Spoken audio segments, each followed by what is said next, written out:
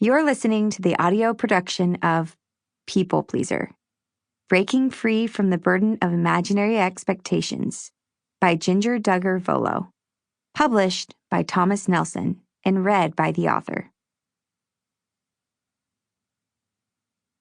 To those wanting to be set free from the bondage of everyone else's expectations, for freedom Christ has set us free. Galatians chapter 5, verse 1. To my mom, you will always be my hero and best friend. I love you. Introduction. Hi, I'm Jinger, also known as Ginge to my husband and friends. Someone once asked me, if my name wasn't Jinger, what would I want it to be? I responded that I love my name. There's not another name I would want, and I think it fits me perfectly.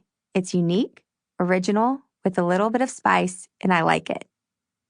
I was born into a family that seemed perfectly normal to me, the sixth kid in the lineup, a family that would ultimately grow to a total of 19 children.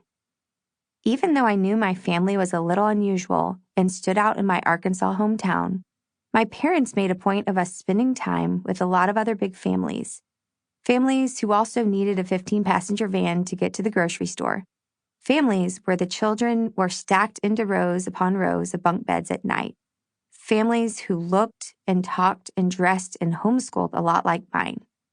Granted, we put a lot of effort and time into being with these other families, attending conferences and events. But they were what I saw as the norm, families who were living life like my family was, the same. It wasn't until I was 10 years old that my family's supersize would become something of a national phenomenon. That was the year a cable network, TLC, featured a documentary on our family, back when there were just 14 kids. While I didn't know any life different from the one I had, people outside of our big family community and lifestyle were fascinated by the number of kids and how life worked for a bigger-than-average household. It's a paradox I still find myself sorting out today, that while I thought my life was utterly normal, even with all the siblings around me and television cameras always in my face, there was an audience who saw my life as anything but normal.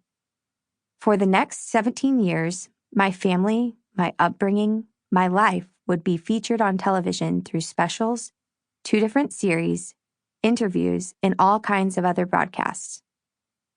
There's a saying that fish can't see water, meaning that when you're in the middle of something, when it's your whole world. Sample complete. Ready to continue?